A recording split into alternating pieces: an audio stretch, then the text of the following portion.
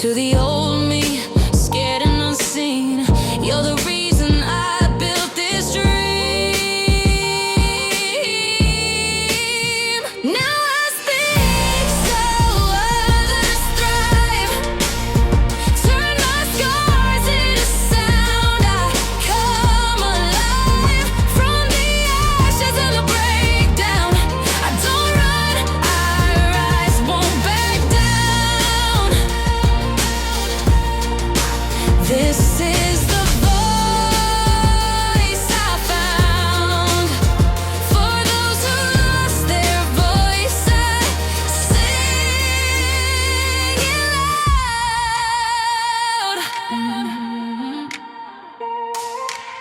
I keep it real, keep it purpose bound. Every word a step, every truth profound.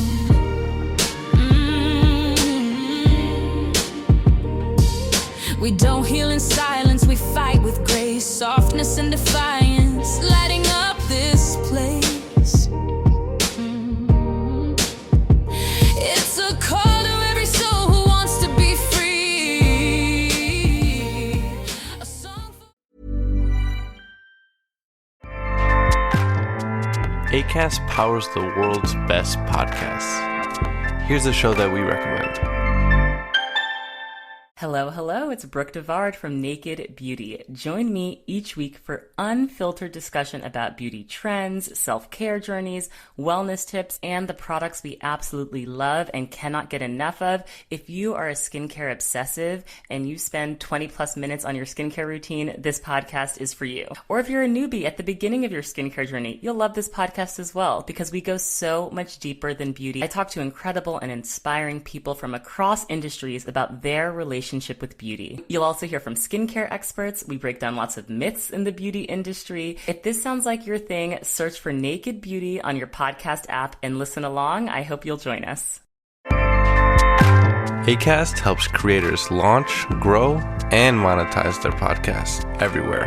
Acast.com.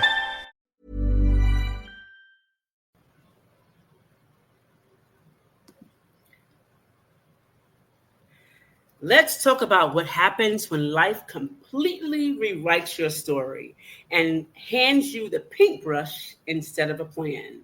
Today, I'm joined by the watercolorist, writer, and real-life phoenix, Jaime Townzen, which I love her name, by the way, whose journey from stay-at-home mom to caregiver, artist, and debut author is everything this show is all about. Unfiltered truth, radical creativity, and growth through the mess. We're talking about burnout, identity shifts, and why you don't need permission to reclaim your joy. So if you ever felt like you were drowning in everyone else's needs, this is for you. Like, subscribe, and share this episode because someone out there needs to hear this story starting right now. Welcome to the show, Jaime.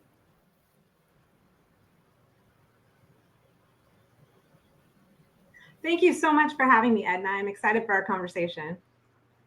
Awesome. So tell me how you got into this moment that you say, wait, where did I go?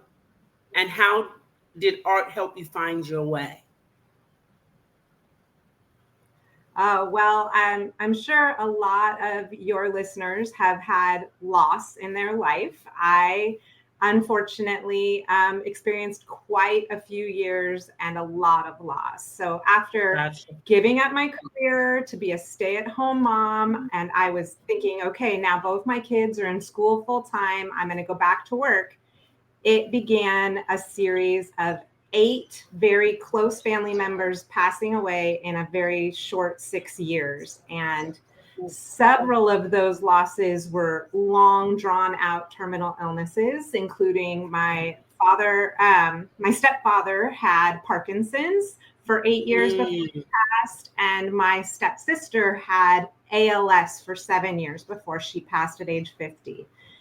And so I just went through this period of helping my loved ones leave this life and experiencing so much grief and sadness and giving of myself to my young children and losing myself through all those years. Yeah. Well, we need to talk about that invisible transition of losing ourselves. Can you talk a little bit about that with the audience? Absolutely.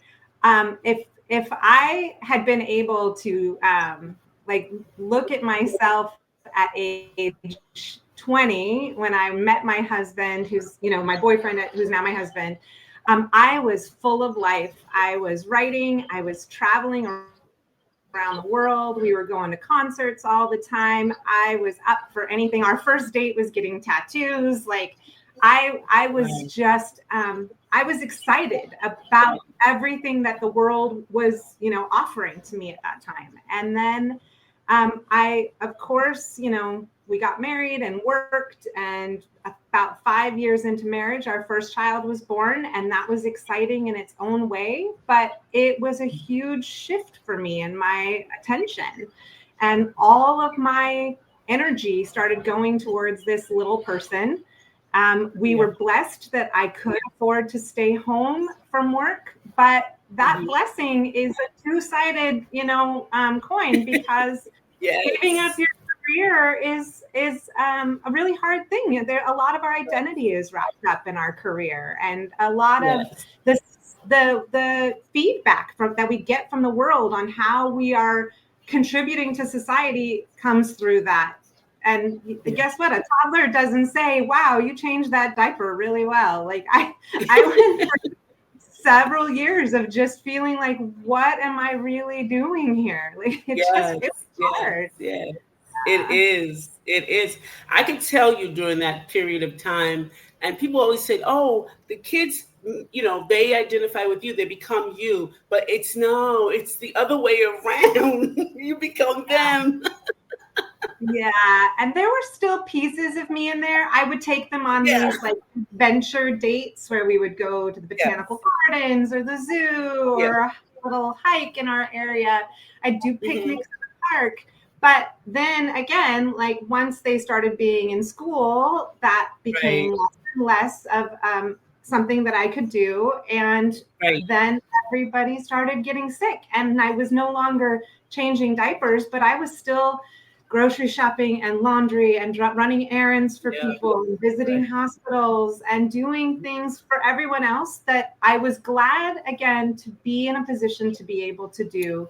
But none of the parts of me that brought so much joy and color to my life were able to really be nurtured during those years.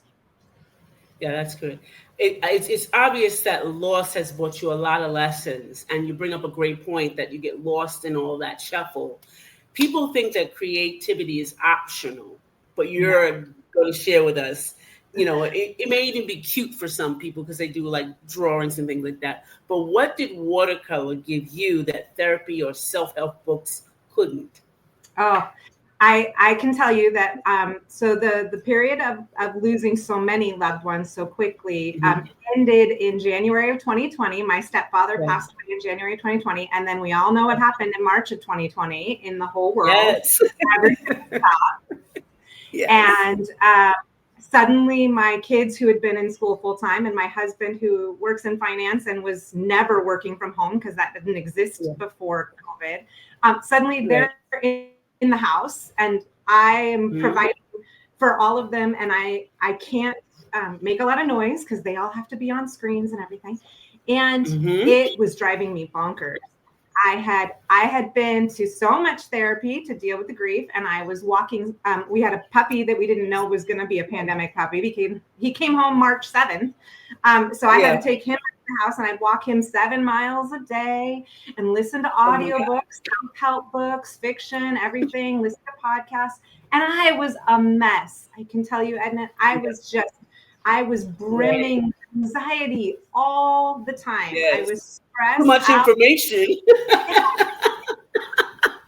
And it was overstimulated. Yeah. And I kid you not, doom scrolling as we all were doing, I kept coming across the same ad on social media for these watercolor lessons. And the more I watched them, it said, we have free lessons on YouTube and use whatever supplies you have. And I decided to try it in July of 2020. And by Christmas of 2020, I was painting all day, every day, because those first few experiences of sitting down and setting the rest of the world aside and just slowing my heart rate, slowing my breath by focusing on something beautiful, putting that brush to the piece of paper, it changed my whole biology. It brought back creativity to my life, and it totally turned off the noise of all the scary junk that was happening in the rest of the world around me while I was painting. It was so valuable.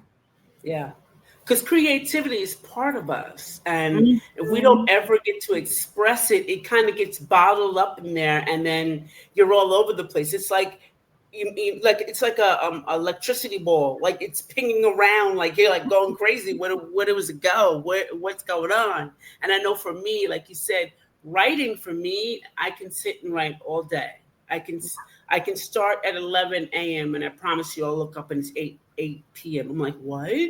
Like, and it's like I was just started, you know, but I love it. I love writing and I get lost in it, you know, because that's such a soulish effort for us. Like it's part of our lives. So have you found that you've always been able to do that even in your darkest points? Because for me, I love writing, but in my darkest points, I couldn't. It was like my creativity had been shut down, and the watercolor was the way that I found my way back to it. I needed that bridge. It was the not just the hand movement, but it was the eyes. So if you see, it's like, so you have two senses at once. It's probably that your eyes saw the colors and it woke the senses up. It was like a spark, like someone with that, like maybe loves to sing and stops singing. They hear something and it brings it back to them. So it's the senses that make it come alive. For me with writing, I could just look at something and I start seeing words. I started like, oh, that's a great poem, or I'll read somebody else's things and I'll be like, oh, wow. And it just starts flowing again. So it's just I would say the sensory thing is really important in all of creativity. It doesn't matter what your medium is. Using all of your senses is important. I would also say the thing that I've really figured out since I've gone through this experience is that stress and anxiety are very negative energies in our body that call us to draw ourselves inward. They really do. They say protect yourself by pulling in. And man, especially during COVID, I think all of us kind of did have to pull inward, and like the outside world is scary and who knows what'll happen. And creativity is a positive energy that actually demands that we look outward, we express outward, we go outward, we share outward. And so I found that for me, the watercolor allowed me to tap back into that positive energy flow that would allow everything to go out instead of staying trapped and locked inside of me the way it was. Yes. Yeah. That's great. So Jaime is also the author of Absorbed. Yes. And I thought this was fun. I will tell you, it was very colorful because it made you. And when I saw VCR, I was like, oh gosh, VCR.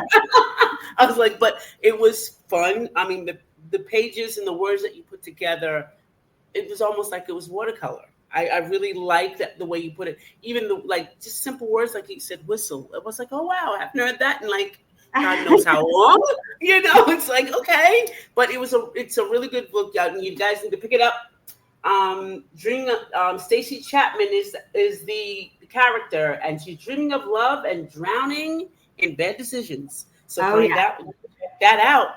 All right. So since we're talking about Absorb, but go ahead, Jaime. What I did with the book was I was really, I was sort of sharing my own experience with watercolor through the experience of a teenager in the 90s. Yeah. The whole story, goes back in time, and it's all the pop culture and everything of the 90s. Yeah. So unfortunately, a lot of the issues teenagers dealt with then are the same ones teenagers are dealing with now. As a Always. mom of teenagers, I wanted to speak to other moms and say, you got to give compassion to your kids because you've been there before. So, Yes. Yeah.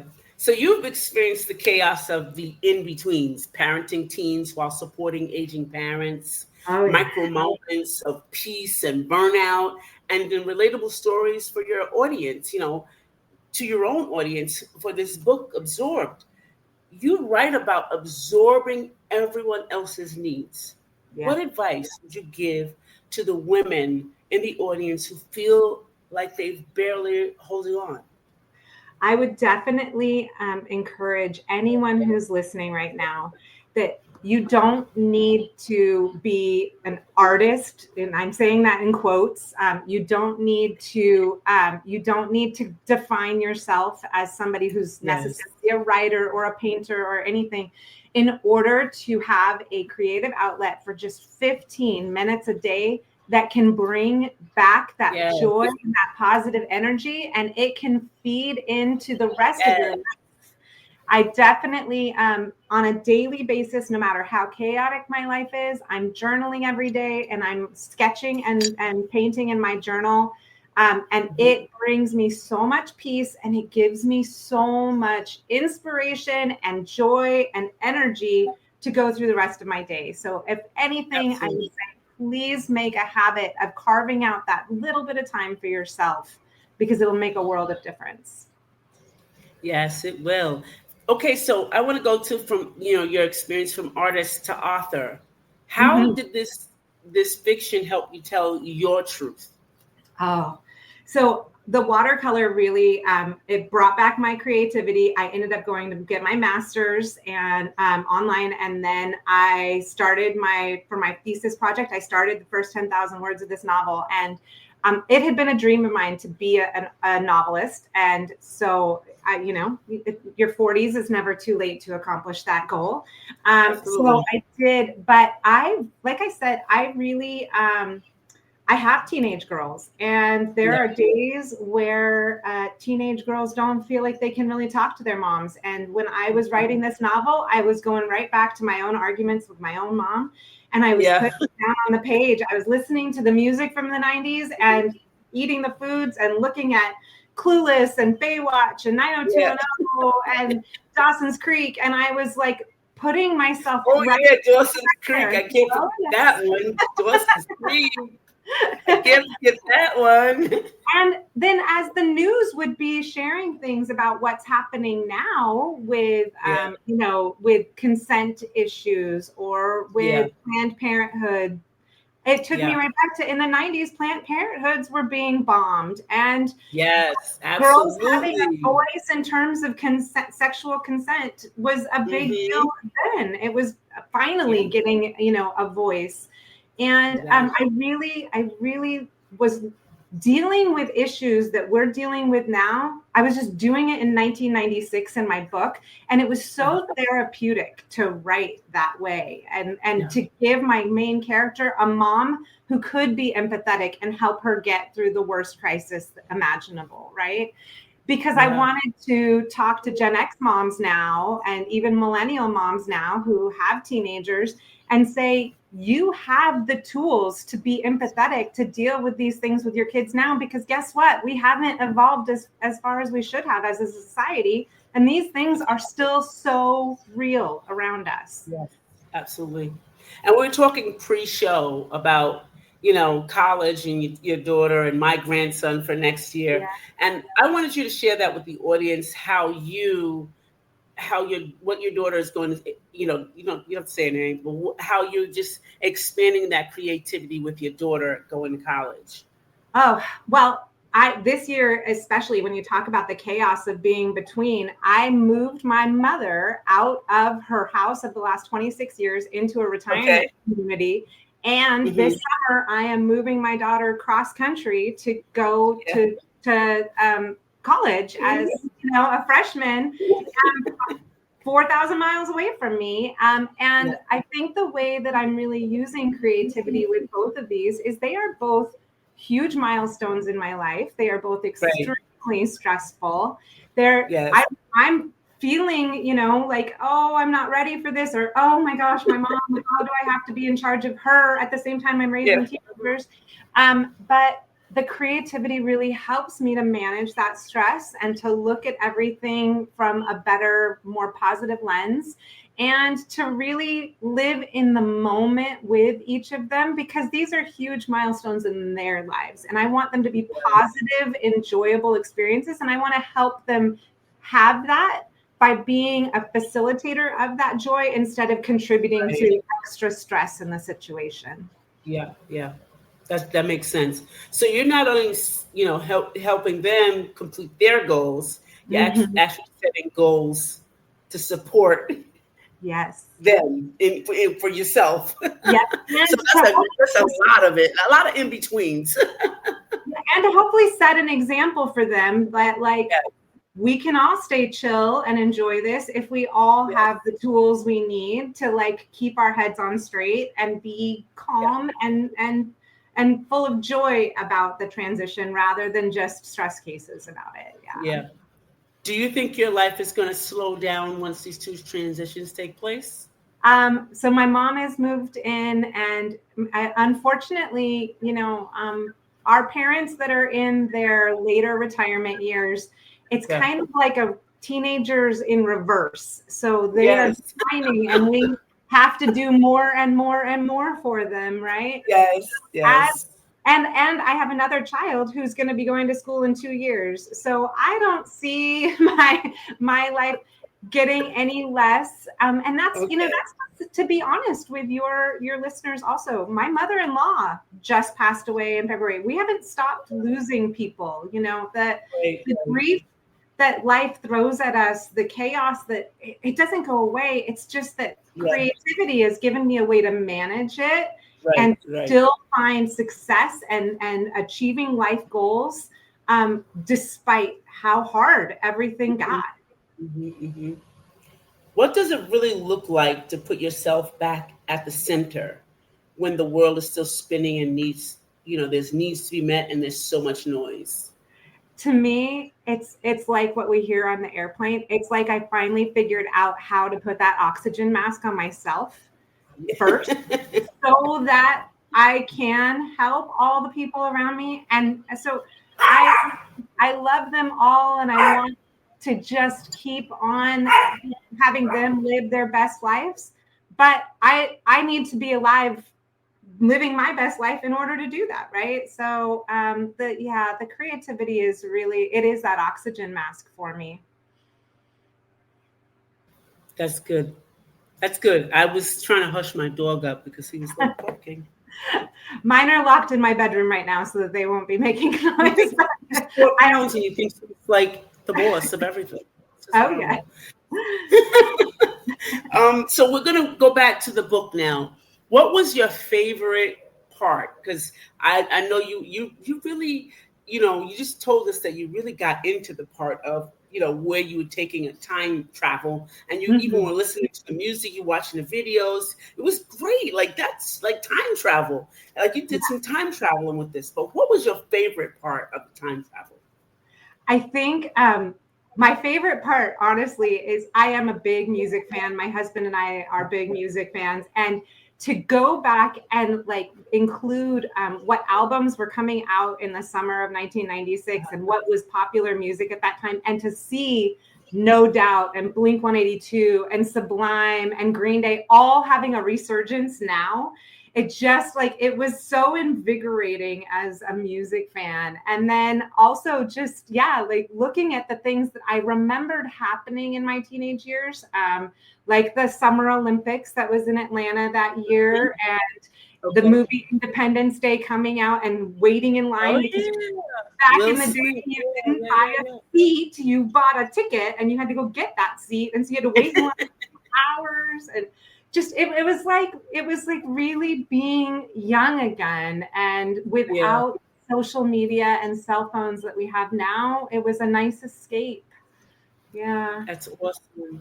I love that you time traveled. You've given me something audience, this is great for all our writers out there, or those that want to start writing. If you're going to go somewhere, if you're going to take your story back to another world, another time, get in character.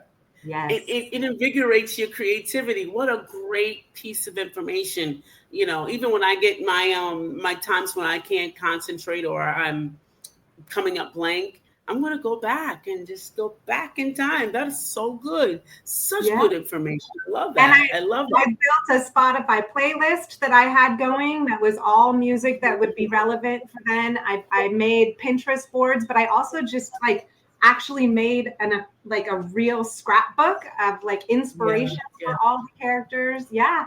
I hadn't had a Mr. Pibb soda since I was 15 years old, and I went and bought one so I could make sure I knew what it tasted like because wow, that is so good.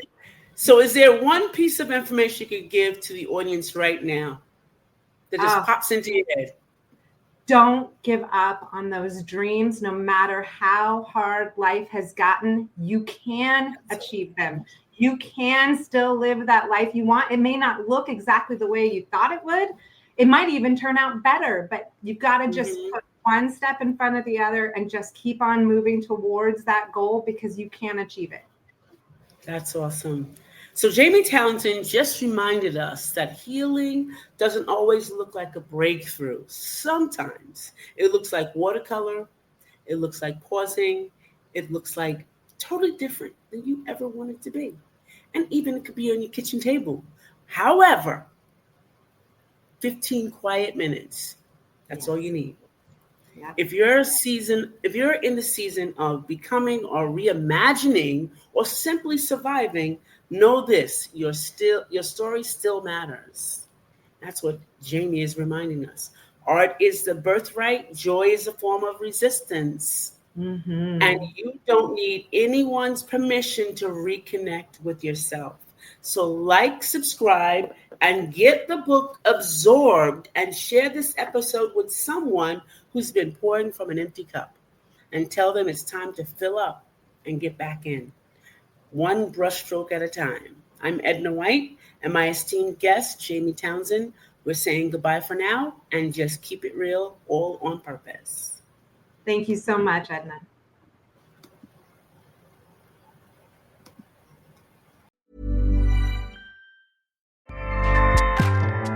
Acast powers the world's best podcasts. Here's a show that we recommend.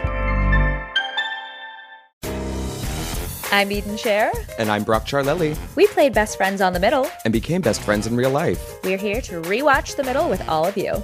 Each week, we'll recap an episode with behind-the-scenes stories, guest interviews, and what we think now, many years later. There's a lot to dive into, so let's get to middling.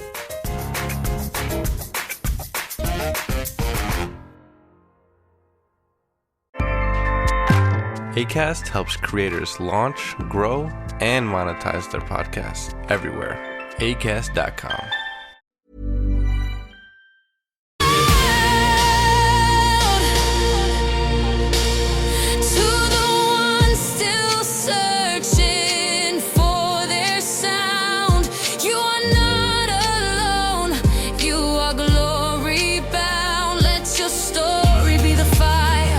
Let your pain